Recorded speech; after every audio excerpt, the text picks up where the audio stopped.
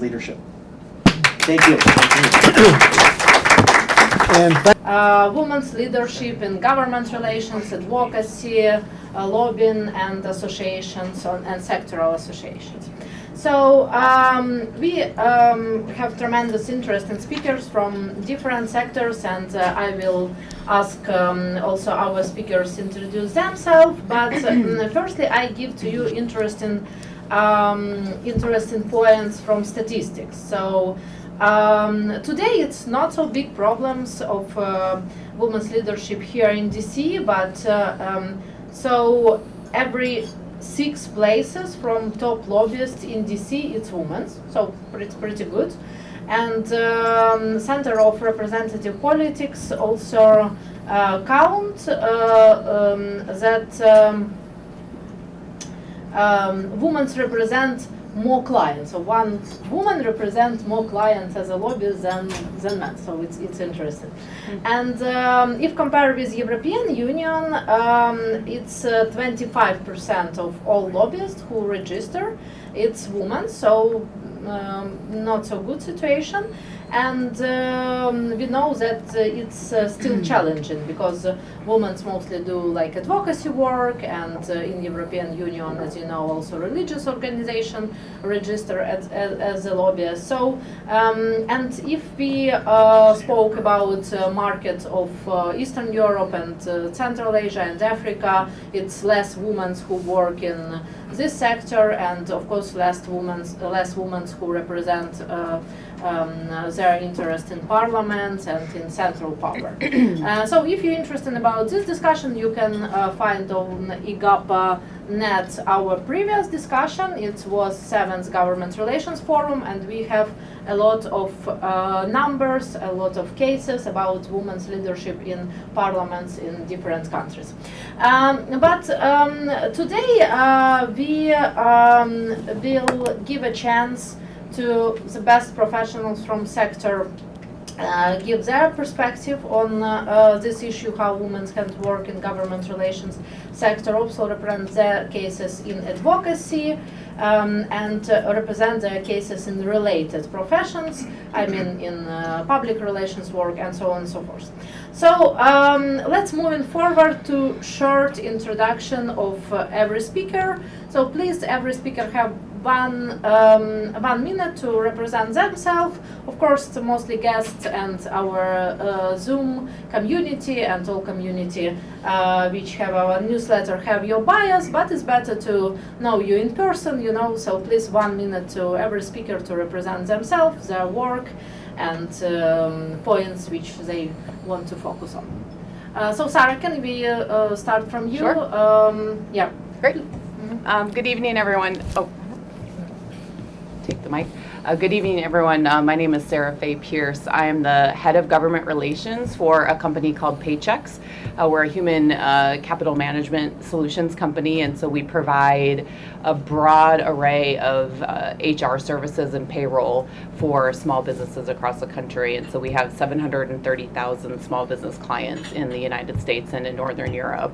I have about 20 plus years of experience in advocacy and government relations, and have worked in corporate advocacy as well as served in senior leadership roles for major national and international trade associations. And very pleased to be here. Thank you for the invitation. Thank you for joining.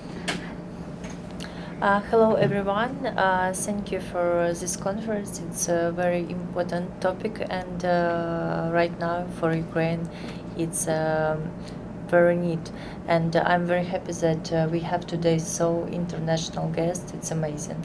My name is Julia Gershon. I'm Ukrainian diplomat, TV presenter, and ambassador UNICEF, and also head of international humanitarian organization Peace Committee of Ukraine. Hi everyone, I'm Deborah Skolnick-Einhorn. I'm the head of school, the school down the road. It's called Milton Gottesman Jewish Day School of our nation's capital. I have the longest name among heads of school, and then our school also has the longest name. We take pride in that. But when we're looking at other schools around the nation, we are the only Jewish day school that's actually in Washington, D.C. We have colleagues in Rockville in the suburbs, but we're the only one in DC proper. We're a pluralistic Jewish day school, meaning we have a full range, a diverse range of Jewish and a few non-Jewish students and faculty who really contribute to a sense of community and service for education and community service in DC. Hello for everyone. I'm Helena Petrushka. I'm from Lviv, from Ukraine. Hi, my name is Stephen Blank. I was having a problem. It seems to disappear. I was just reading my subscriptions for today. I ran into a problem, so I called you. Now it's come back up. I don't know if I still need your help, but it seems to You can be mute, you can just mute him. working now. So all interesting scandals and news from the same situation. I'm sorry, Galina. Yes, please. It's okay. Yeah. I'm communication director in one of the biggest energy company in Ukraine, and which cover 1 million clients, customers. And this winter, I must admit, this winter was the most difficult period of my career because, you know, Russia attacked Ukraine and Russia attacked civilian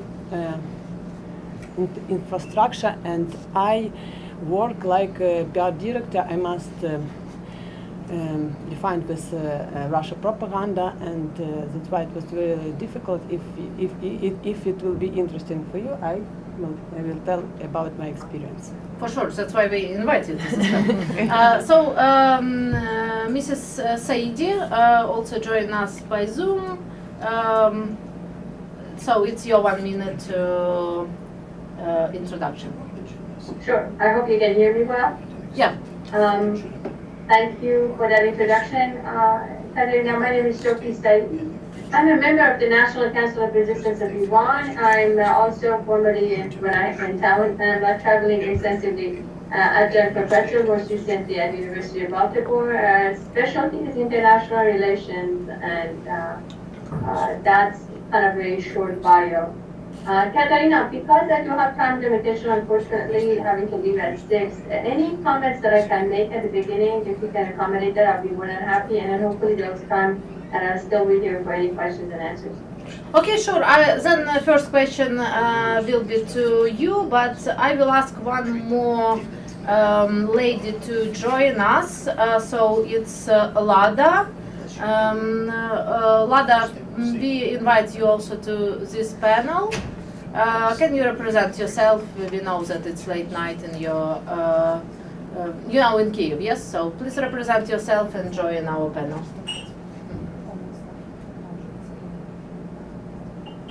Okay, we'll wait until Lada. So then my first question.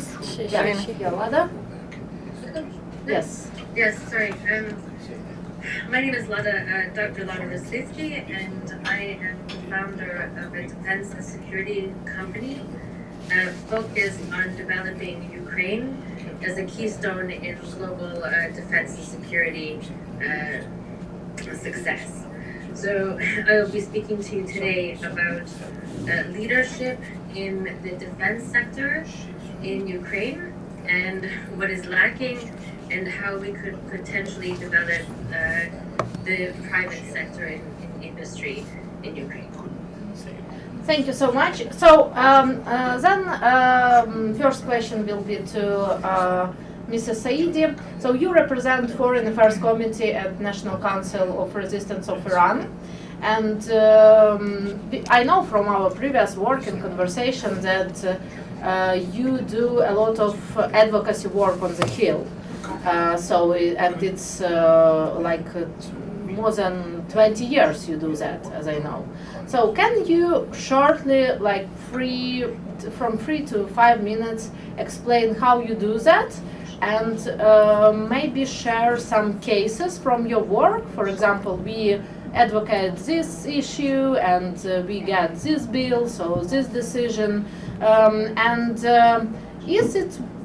It's not easy to do this advocacy on Iranian question when you're woman, and it's not easy to engage people from Iran no, because of authoritarian regime there. So can you also share your leadership experience in this work and share your story in this short 5 minutes? Thank you. Sure. It's a very important question you're asking, but I think there are many different aspects to that question. I'll first kind of quickly respond to what you mentioned, and I will tie that in with regards to why is it that the topic of Iranian women, the topic of leadership in this panel, by the way, I'm really happy to be among this distinguished panel to be speaking to you. And why is it that the topic of women's leadership, Iran, Ukraine for that matter, and also advocacy and leadership is tied together. This has been for us in Iran, because this has been a span of 50 years of kind of dictatorship. We have had the monarchist in power, as well as then after the Iranian Revolution, we had the current religious dictatorship, the theocracy in place. So that combination has created a massive resistance, and unfortunately, we have an organized resistance. It's not been born overnight. That organized resistance, both inside Iran and outside Iran, has been extremely active. Very well organized networks of activity, compatriots outside Iran. So, for instance, in Washington, D.C., there is huge activity of a network of Iranians and who are from our persuasions and activities in terms of careers, who have been organized in terms of advocacy work with regards to bills on human rights and foreign policy matters that are being presented to both houses. We've had recently great success, for instance, in Resolution 100, that had both parties signing on to as a majority, kind of talking about the future of Iran, condemning human rights violations, not only that, but also addressing the topic of women's leadership, in particular a personality that I will speak quickly about, Mrs. Mariam Rajavi, who is the leader of the Iranian resistance. So that's pretty much why we're able to channel the advocacy work, and not only in DC, but also these are chapters of the organization that are spreading throughout the U.S., pretty much in every state, and they're obviously speaking and engaging with their representatives on that level to ask them for their support on these initiatives. This has been going on, again, because of the nature of the prolonged work and resistance and human rights advocacy on many levels for the past decades. And hope we wish that we would have had the change in the regime and the government and democracy sooner. But that in reverse has enabled the organized activity to be very strong, very robust, and very experienced. So that's been a contribution to a leadership, I would say, in terms of advocacy, as well as the organization and steadfastness of the people who believe that what they're working on is really worthwhile and they want to continue. When we talk about leadership, obviously, and in this panel, it's important to know we have a very unique example in the Middle East for the entire women population of the world. We have a political leadership of an organization by women. We have the majority of the organization's leaders as women as well. And this is documented. They've been very vocal about it. We've had conferences and workshops, shared experiences. When it comes to a personality like myself, a person within the National Council of Resistance now, which is comprised of 52% women of 500. That is an amazing achievement within the Middle East. You have on one hand a brutal dictatorship of the mullahs who are really the brunt of their dictatorship is against women particularly. I'm sure I'm not going to take up the time to repeat the information about Mahsa Amini, the past September, the revolt that suddenly created an upheaval and women at the forefront against the mullah dictatorship in Iran. And that is really speaking to the long-lasting work that has been at the grassroots level inside and outside Iran being planted, and suddenly it manifested it. We do have network of resistance units that are also led by women inside Iran. They're been pretty much now to 5,000. These are people from all ranks within Iranian society who want to do something about their own future. So you can see the role of women and the leadership and their really pretty much steadfast organizing for many decades. And do I have time, or should I finish right now? I have additional question to you. It's no to this point. Do you see difference between cultural map? Because when you do advocacy here, you mostly work with people who have it's mostly classical American background. So all issues which you describe, when you describe these issues and do advocacy and do your work, do you have some challenges which connect with cultural map? I would say at the beginning, yes. Yeah. And the only difference is, first of all, we have had to over the years overcome the cultural language barrier and have a deep understanding of the political network and really kind of get education in terms of how the policy makers work and how it's developed, the personalities and characters, particularly within the Wetland and in DC, and have established relationship with them so that they feel like they understand the cause and they have good information. But that information has been continuous.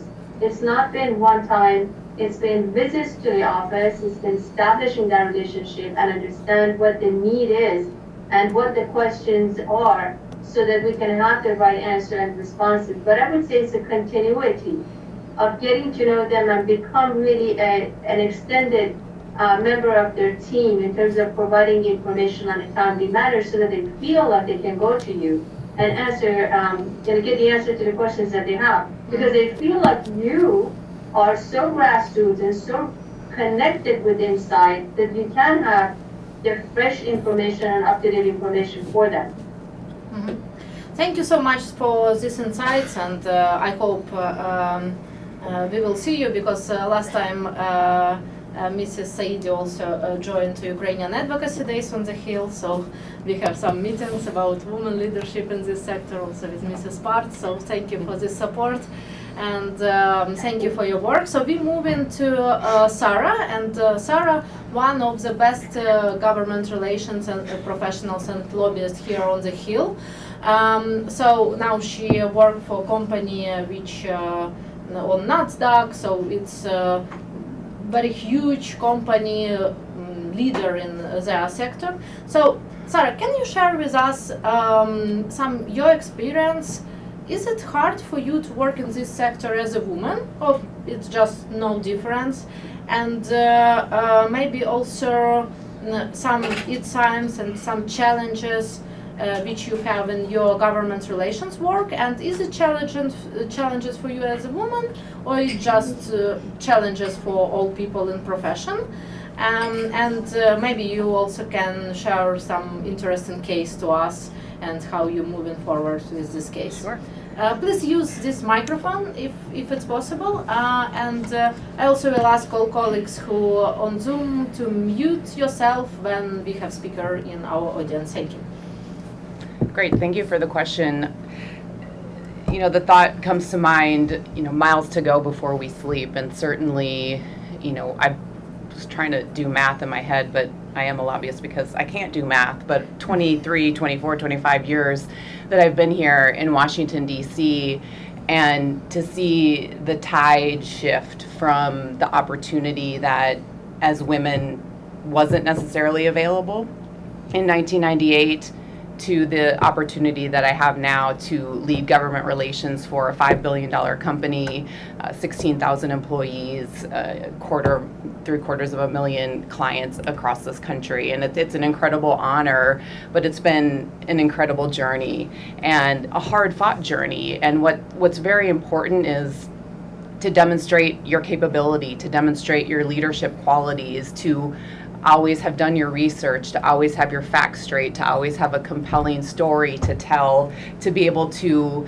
really bring in your audience, and whether your audience is members of Congress on Capitol Hill, their staff, whether it's a coalition that you're building of other trade associations and other companies who have similar interests, that you have everything lined up, and so you're able to build a reputation of honesty, integrity, and the ability to be a very transparent dealer, and then you build that reputation up over time. But certainly it's not easy being female in Washington, D.C. and working in politics, and there's a very unsavory side of it, and I'll save those stories for a different time. But to know and see just within the last 5 years an incredible amount of new opportunity being presented for women leaders in Washington, D.C. Now we're seeing, heads of major trade associations, the C-suite being filled with women. We're seeing many heads of government relations for major companies on the NASDAQ, Fortune 500 companies. And so women are starting to take the lead and really stepping into these inner circles and really demonstrating the capability to advance public policy here in Washington. And so, it's certainly a bright day, but it's taken 25 years to get there. And where you see a male counterpart, their trajectory takes much less time, 10 years, 15 years perhaps. And so there's a lot of work to continue to do, as I started out, miles to go. But I think we have a good story to tell, and just to recognize the value that we can bring, and just continue to demonstrate it. And just a couple of vignettes that I was thinking through about how to make sure that as a female leader, when you're in different circles, and particularly when you're in coalitions, because a lot of people say this is still a male-dominated town, and I would agree with that. And when you're contributing as you're developing strategy or having in-depth policy conversations, I've found quite frequently when I interject with an idea about a strategic move or just make a contribution to the conversation, and sometimes it just falls silent and there's no response. A few minutes later, a man will say exactly the same thing that I had just said, and everybody will go wild for it. And it used to be such a source of frustration for me, and finally I decided to speak up. And rather than confronting, I would say, "Gee, Bob, I'm so glad you agree with what I just said. I agree, it's a great idea, maybe we should pursue it." And so just to try to think about creative and clever ways, so you're not closing the door on someone, but you're opening the door and inviting more collaboration and teamwork. Thank you. What you think, because some people said that women's, they better lobbyists, because it's no competence, because men's always competitors. And for example, when member of Congress meet with men who represent, I don't know, oil association, oil and gas association, they are little competitors. So do you think that in some way women can do better advocacy and lobbying work because they have more soft skills, or it just doesn't matter? I do not agree that men have more soft skills than women. I think the opposite. I'm sorry, I misunderstood you. We have to be versatile. Versatility is what keeps us in that circle, keeps us in the arena, is to be versatile. And so the expectation on a female coming into those circles and engaging with members of Congress, I think about it all the time. I have to be funny. I have to be able to talk about sports. I have to be able to talk about the policy. I have to know all the players on the field.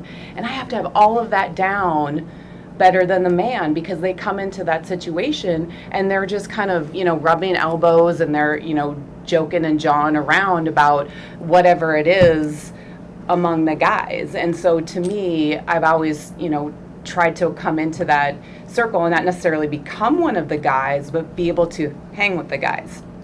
And it's really critical, because you want to stay inside the circle of influence. And so really figuring out your strategy just as an operator to get inside that circle and then stay there. And so how do you build that inclusion? How do you quick study about sports? We're closing out on the hockey season, baseball season's getting underway. Like, what are the quick headlines that you can just kind of interject, and then suddenly they want to keep you in that circle? And it might sound a little trite, but it will really help you down the road, as she just talked about, building those relationships and then being an extension of the office or being the extension of the staff or the member of Congress is how you win. And you might not necessarily win that day, but you might win 2 to 4 to 5 weeks or 2 to 4 to 5 years down the road. Thank you. So all people who taken part in Ukrainian advocacy days look baseball before. So this will help you. Thank you so much for this insight. It's really very resonate, I think, with all of us who work in this sector. And thank you for your inspiration and for your taking part in also different women's leadership programs for professionals from Eastern Europe, Central Asia. For Ukrainians, it's very helpful. So we will move into Deborah. She work with issues which important for independent schools, and interest of independent schools, of some questions which connect with women's rights. It's classical advocacy work. I know that you do a lot of work on different level of this advocacy, so can you share your cases maybe for the last 5 years, what you advocate, how you do that, and maybe what's the difference between tools on local level, on state level, and on federal level? Okay, great. This is only my 3rd year on the job. So although I started in July 2020 as the head of school, so for anyone who followed the news, it was not an easy time to enter. So I consider it dog years. So I'm in year 15, completing year 15. And it's interesting, I'm the 3rd head of school at Milton, and we've all been women. So it is, and probably 90% of our employees are women. And so that's been a women's leadership role. And it's complicated as we think about it. As I think about succession down the road, is the complexities of being led by a man if you're such a women-heavy institution, and how that could feel to a group, a large group of women who are in education. So I want to talk a little bit about the work within the school and then the work outside of the school. I'll start outside, because vis-a-vis COVID and Washington, D.C., and us, again, being the only Jewish school in Washington, D.C., we have an interesting relationship. Washington was very, very strict, for those of us who live here, very strict about COVID, and we did not, as an independent school in DC, have independence on most of our decisions in terms of the choices that we were making in terms of social distancing or masking or vaccine policies. And what's interesting now is, as we're turning out of it, there are still vaccine policies, and there's actually the opportunity for religious exemption from the vaccine from Washington. And we as a school have said that we're a Jewish day school. There is not a Jewish exemption. So we're not going to honor a religious exemption, but the city is saying that they will honor the religious exemption. So it feels a bit of a church and state complexity for us, and we're the only ones dealing with that from a Jewish perspective in the city, and we're really trying to assert our independence to be able to make that decision to protect our community. So in the I think in the fields, regionally, I have a school of 465 students, 120 employees, nothing like the size of institutions that you guys are working on. But of course, we impact, 1,000 parents and many thousands of graduates and alumni families. And we're also really working within a wider national system of Jewish day schools, and see our position in DC as really representing the case for civic engagement and recognizing the complexities of teaching both about civic engagement in America and also civic engagement with Israel, and trying to promote a particular way of thinking in really complex and nuanced ways about how we love these countries, and we can also be in critical dialogue with them. So that's a walking between the raindrops that we do a lot of. And I think as a group of heavily women educators, we certainly bring that gender perspective.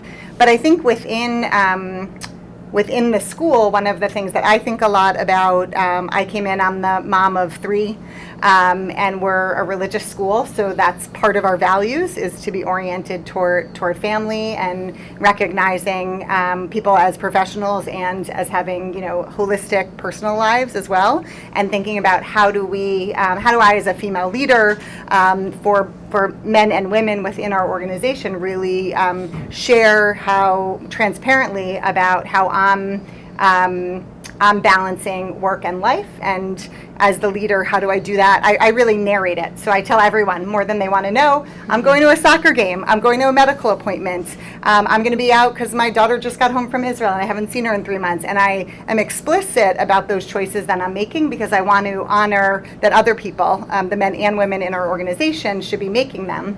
And what I'm seeing really beautifully, speaking to the same trend, is that men and women are making those choices, both to prioritize their families.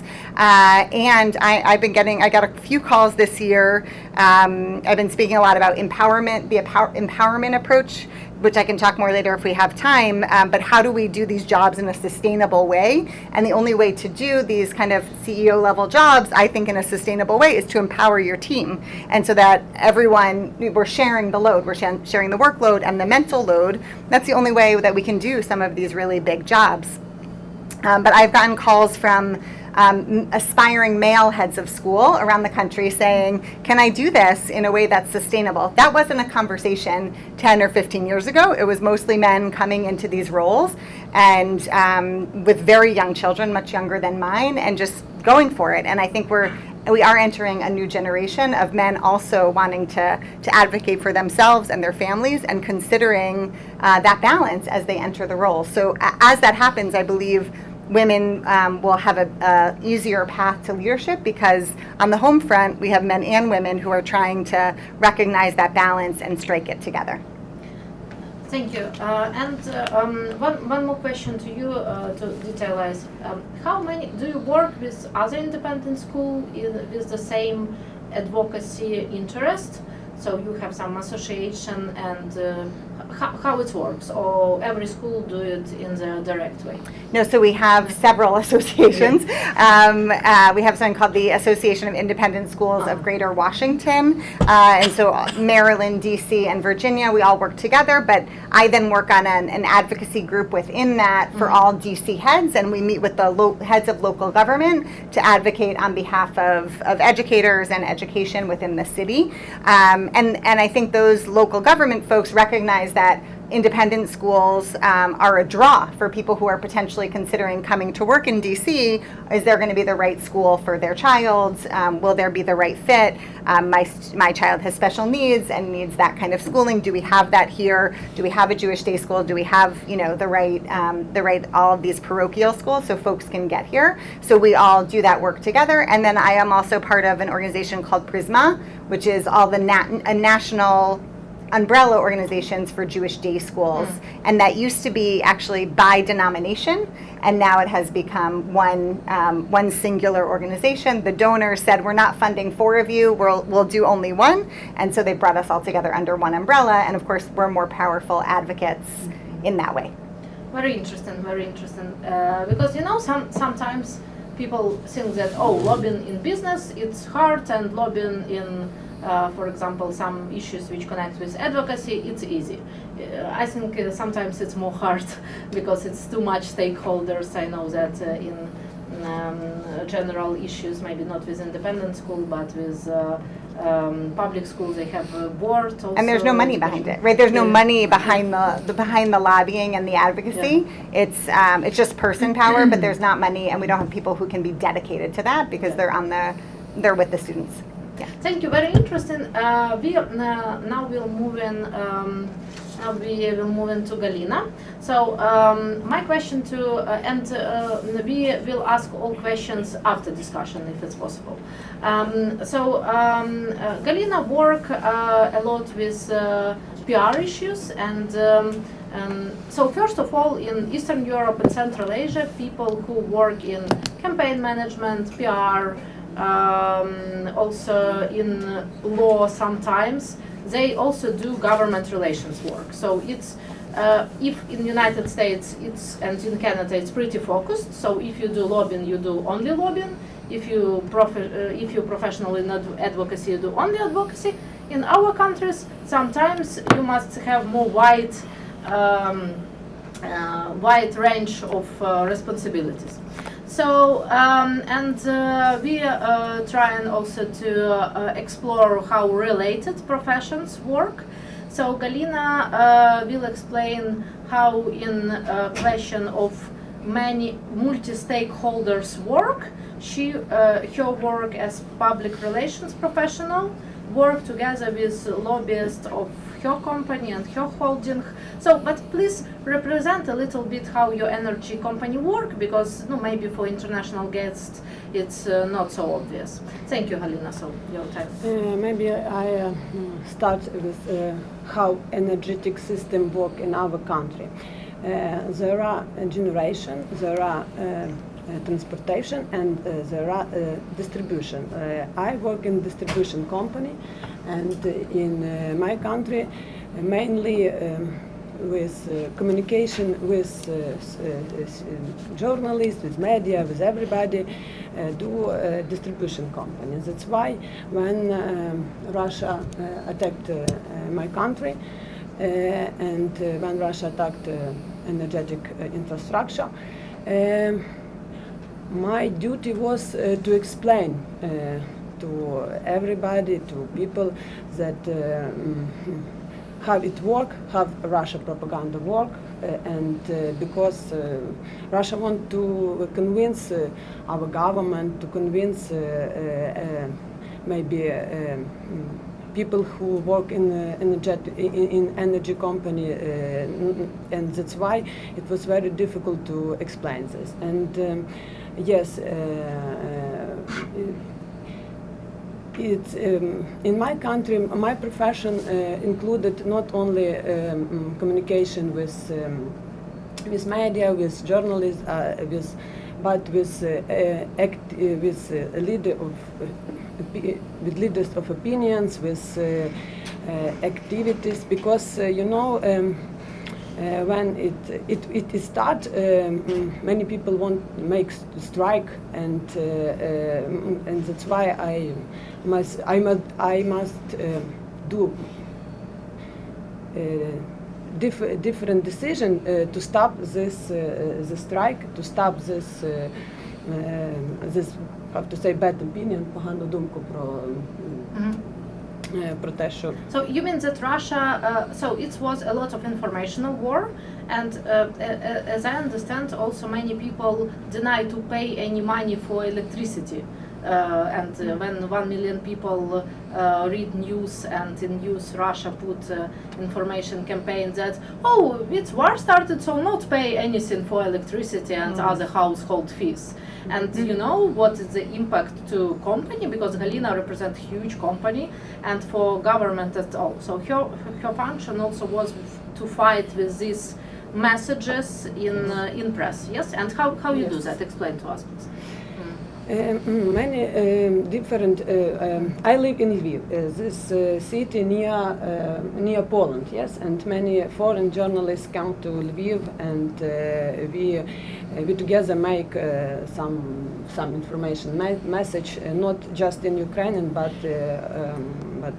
I can tell you from Singapore, from Japanese, from Poland, and that's why it was my main goal to do this good message for not just for Ukrainian but for other countries, and I really work 24/7 with our leader of with our activity, with our influencers, opinion leaders, activists, volunteers. Yes, with media, with journalists, and we together make this message to the people. Yes, and it was my main work. it's very interesting because otherwise you can negotiate about special conditions because mostly energy companies in Ukraine, they negotiate about special condition, for example, that some period people can not to pay or credits to government. So it was very successful lobbying work in the start, but it's not work without PR part, as Galina explained. And it's very interesting because even in Lviv, it's Western Ukraine, where Russian propaganda not so clear as in Eastern Ukraine or in Southern Ukraine, it still was very challenging, as she explained. I want to compare your experience also with Dr. Lada's experience, who worked with military issues, and then we will discuss a little more about advocacy of women's rights. So, Lada, you also listen our discussion. So we're trying to compare, advocacy experience, related experience, and related professional experience, and classical business experience. So now many people even here ask. We American company who want to sell something to Ukraine. Maybe they want to sell something in defense industry, defense sector. So how it looks like originally in government relations work? Maybe you can explain to us, and also please represent your experience in this sector and maybe some related work which you do, like think tank work, I know, and so on and so forth. So please, Dr. Lada, your time. Thank you very much for putting me into the women panel to make me get to bed earlier. I really appreciate that, and I appreciate the invitation to speak to this lovely audience that I can see most of. So I'm Lada Roslitsky. I'm a Canadian American of Ukrainian descent, and I founded a really manly business focused on defense and security consulting in Ukraine, with the vision that Ukraine will become a keystone of global security. And we focus on mainly developing defense cooperation with Ukraine and its allies, as well as focusing on strategic communications, information operations, and analyzing information warfare. So I had a wonderful panel before. Of course, Stephen Blank is always wonderful to listen to. And I just want to start by saying, in the previous panel, I don't know the gentleman who said it, but he said we should be in it as long as it takes. And my question is, how many Ukrainian men and women do you think we have to wait until we see true leadership from not only the United States, but other governments? I don't see leadership. I'm sorry, I was asked to talk about what type of leadership I see taking place. I see a lack of leadership, and I see a lack of responsibility to prevent genocide. And I live in Kiev, and we just had Tupolev bombers flying over. The alert didn't happen, but we're all very tired. So leadership is something that we really need, and I can turn to, as I was asked, to discuss how Ukraine has taken leadership, if that is what we could call it, in this time of war in the defense industry. Before I talk about leadership, I must say that the Ukraine Defense Order, which is legislation of how you order weapons, the legislation that was passed in 2020 has still not been imposed. The bylaws, the regulations are lacking. So we have a problem with real juridical leadership on the side of Ukraine's state defense order, as we have a lack of leadership on the American side when it pertains to the Lend-Lease program. And we all understand that Lend-Lease is complicated, but leadership, the lack thereof, is causing the deaths of, I think, people like cats and dogs more than children and men and women and old people. So let's talk about how Ukraine on an international level has taken leadership. And I'll try to make it fast because I think I have like 5 minutes. and I used two of them up. Rammstein. Rammstein is a wonderful initiative that has been created with the support together with Ukraine and the United States. We have over 50 countries supporting the defense industry and cooperation. The strategic communication of the Rammstein group is extremely low, and it is actually lowering the level of will to support Ukraine in its civilizational war. And in civilizational war, I mean, Ukraine is fighting right now not only against the genocidal Russian Black Matter Empire, we're fighting for American civil political rights.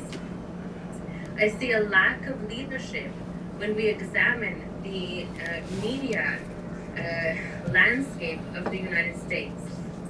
I'm an American Canadian citizen, and when I visit America and I see the damage that is being created and the lack of real good checks and balances and accountability of what is being said and who is funding the speakers is very disturbing. So Ukraine in this aspect is a leader, and we have numerous private organizations, companies, LLCs, but also NGOs that can actually show that this informational warfare is not the freedom of expression. It is an attack on national security systems. So here Ukraine is a leader. And I'm very happy to discuss anybody who would like to talk about any of my topics. Please reach out to Katerina and she will put you in touch with us. So UCOM has been doing a good job helping support the development of international trade, military trade industry, the development thereof.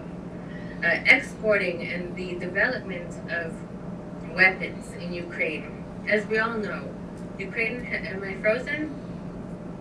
Can you hear me? No, we hear you well here. As we all know, the state-owned enterprise Ukроборонпром had been created as a vertical that was responsible and under the command and control of the Kremlin. Currently, what we see with Ukроборонпром happening, and this is also leadership, but we definitely need to have conditionality, transparency, oversight, and control. They are now developing weapons for Ukraine outside of Ukraine in relationship with the Czech Republic, for instance. There are more countries, I think there are more than 7 of them. Leadership in the defense industry, which is, I wouldn't call it business, but for the first time in history, we see non-governmental organizations and foundations, such as Povernichevim, Kretula group, gathering money, and the Povernichevim has actually been licensed to import dual-use equipment and military equipment into Ukraine. But there's no business here. These are people who are doing fundraising and getting money from civilians or businesses. And based on that donation, they have been able to make arrangements with companies such as Lockheed Martin in order to buy instruments that Ukraine needs. So that is leadership, but it's not really a political leadership. It is a quasi political, societal, and private industry innovation. So this is very new. Next, Brave One is a program that the president of Ukraine, am I talking too long? 1 minute, please, yes, and we'll move forward. Yeah. Brave One is an initiative started by the Office of the President. We all know that there are some very serious questions about what that administration and the Office of the President is doing, particularly as it pertains to the state defense order. United 24 has gathered already over $345 million to fund Ukraine's military to fund Ukraine's humanitarian demining, medical. We have a great need of combat medic training, totally unpaid for. So this is groundbreaking that we have a government actually gathering so much money. Grade 1 is something that my company actually registered to do with the American Embassy in 2021, before the big war started, is what we need to do is develop really, really good ties between Ukraine's private military industry and American military industry. The technology that is being developed in Ukraine is outstanding. And we wanted to, and we are, actually, it's one of the things that we do, is developing the ties and contacts between Ukrainian allied private companies with the private companies of Ukraine. So I know I'm talking too long. I will cut myself short. I'm sorry if I was. Thank you, Lada. I think we can do direct seminar about that. Because we will plan also series of seminars about different type of lobbying to autumn, so we can speak forward. Thank you for your leadership in this sector, and it's also interesting that leader of private defense production association in Ukraine, it's also a woman, Yulia Vysotska. So thank you so much. Yeah, in this sector, thank you for your work. And we moving to one more speaker. It's Julia. Julia also do classical advocacy work, and they push in Ukraine package of bills which was connect with a new system of payment of child support, and also of criminalizing domestic violence. It was quite hard. Because it's connected with adaptation international laws, with ratifications, and also with big advocacy campaign. So it's classical example of advocacy campaign on women's rights. So Yulia, please be short if possible, because we must move in also to George Washington presentation, and we will add some special guests to our panel. So after your speech, I will do some brief questions to every speaker to do conclusion to our discussion. So please. Thank you very much for question. For first, I want to start from government system in Ukraine, because in 2021 I and you have election to Parliament Ukraine, and we know how it was hard for women, and for it I can give you a small example. In first Parliament of Ukraine, we have only 2% women in all Parliament, and now in this Parliament we have only 20%. This result, very active women spent 30 years for 20%. That you must understand that we need help West support women program, and I hope that USA be very strong with us on this topic. And what we have about domestic violence and security for children. We had biggest problem during COVID with domestic violence, and a lot of women come to us with this really big problem, and we start to organize parliament groups for this topic, and create a new law. And I'm very happy that during 1 year, women was so active that we have this law, and children also have more finance help as aliments from men in our country. But I'm very worried about children which now kidnaps Russian, and we need to help international law. We must be more active with communication with international organization and different governments. And today you have a very international question: who better in a diplomatic way, woman or man, and which skills help in this situation? For me now it's not question, it's responsibility, because our men now must fight for our land, and only women can have possibility to go out, go to different countries, and talk very strong about this topic. And I think our Ukrainian women, ready for it, and we try to do everything that possible and impossible that world listen us. And I want to tell that women now have a different front. It's a humanitarian front. It's evacuation children. It's medical support for our soldiers. It's education for children, because government cannot move in this topic very strong. And this, unfortunately, today we have also ecological catastrophe. And I really hope that world listen us, and in future we start to stop it before that it happens.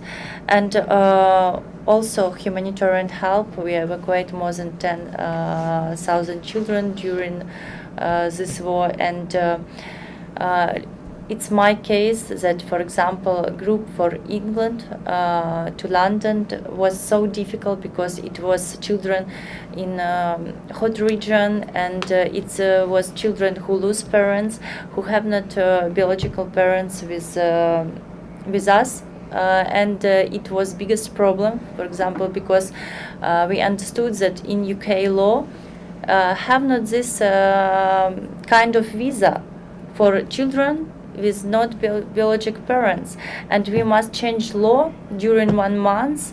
I have very strong meeting in Parliament UK, in House of Lords, and thank you UK government, thank you Minister of Refugees, Lord Harrington, that we have this result, and this group start to UK, and now this group in safe place. I think that women now help our soldiers keep save our nation, and I'm very proud that our women start to be more international and make this point. Thank you very much. Thank you. So as you can see also in that case, I remember that case about child support, mostly people who taken part in this advocacy work, they wasn't lawyers, they wasn't lobbyists, they was mostly women who was victims, and activists like Yulia. So it's also interesting that in advocacy work sometimes powerful of people who believe in something do tremendous good push, because before this laws was in Parliament I think 5 years and nobody care about them. When it's some bill which go to Parliament and never vote. So and this was very hard work, because on focus groups, on research, some men not support these bills. About criminalization of domestic violence. So it also was interesting how political managers help to fight these issues on focus groups, which they do on elections, and help this civil movement to push it to parliament. So it was really interesting case. I think you can share also more experience on our coffee break. I only want to tell also that biggest problem for Ukraine already rehabilitation, mental health, sociality, and rebuild physical rehabilitation, people who have amputees, who have a problem and lose family and parents. And women now find big groups and start to rebuild psychological trauma for. Yes. And it's new packages in our country. It's money go through packages for some services to hospitals. So now they advocate these new packages with new money for this point. Okay, I have a specific question to you to finalize this discussion. It's shortly explain what the case was the most successful case in your lobbying or advocacy work in your life. and why it was successful. So because of he was passionate about that, because it was many people who join, because it's not interesting to discuss Bill HR 1018. It's important to discuss TEM, which in Bill HR 1018. So what the case was most successful for you, and it's not successful that it's passed, yes, that it's passed Senate, that it's passed House, and which was successful for you personally. Maybe it's your first case. So, Sarah, do you remember this most successful case in your life? I know that all your cases is successful, so but maybe some extremely successful. We don't win them all, unfortunately. There's so many. It's nice to have the ability to say so many successes. I'll take the first one in my career. It was many years ago. A coalition of business industry lobbyists rallied around a rule that came out of the Department of Labor, specifically OSHA, which is Safety and Health Policy, and it was the ergonomics regulation. And so we went to Congress to use a new law that was passed. It had never been used before, that essentially if the Congress voted in support of the law, it could strike away the regulation as if it had never been written by the agency. And so we had done that, and I was part of a very intelligent group of men and women who are all very united and very driven on one singular goal, which is to make sure that this regulation, which would have been very onerous on every sector across our economy, was not able to go into effect. And just incredibly proud of that. And since then, now this law has been able to be successfully used many other times, but we were the first. So. Thank you so much. Yulia, what about you? What case was most successful? At least short. For me, for my heart, it was a case with children, but also I'm very proud that we can make a law for pregnant women that he have more finance support. Thank you. Mine was probably with DC, getting students and faculty to be able to return much more quickly after COVID. Mm-hmm. So instead of staying home for 2 weeks, we were able to reduce it to 5 days, returning with a mask, and we won back weeks of education for our kids and teaching for the teachers. Thank you. Halina, what about you in your practice? This winter we had blackout, and we lived during the blackout, and it was really maybe not very successful case, but really very difficult case. Anti-crisis, yes. Yes. So, Yes. if you want to know about really anti-crisis, you can ask Halina about that. Thank you so much to our panelists. So, thank you so much. And we are today very flexible. I know that James Davis has a flight today, so he asked 10 minutes. He tremendous good in his work, so he asked 10 minutes to do his solo report about issue and about his practices, and then we will move into our reception to presentation of George Washington University. If you can wait for reception 10 minutes, I think we must take this practice from him, because it's really present to us to know about his practice, and because he can stay for the next panel. Is it okay? With democracy, so is it okay? Yeah? Okay. Thank you. So floor is yours. And